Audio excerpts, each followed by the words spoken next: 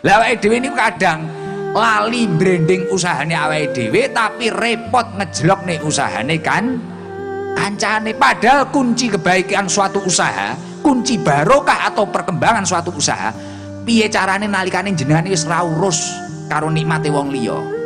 Lho nggih, ora urus kono arep laris, kono arep nyapo, kono arep ndukun, arep nyapo, kuwi kudune wis ra urus. Terus nek iso ya ora usah menyakiti. Lah wong sakniki kan pengen nglarisne dodolane dhewe, nyakiti wong liya. Engko karo kompo sing ahli barang lawas, sing ahli kuwi sego mambu, sing ahli kuwi ngene. Ini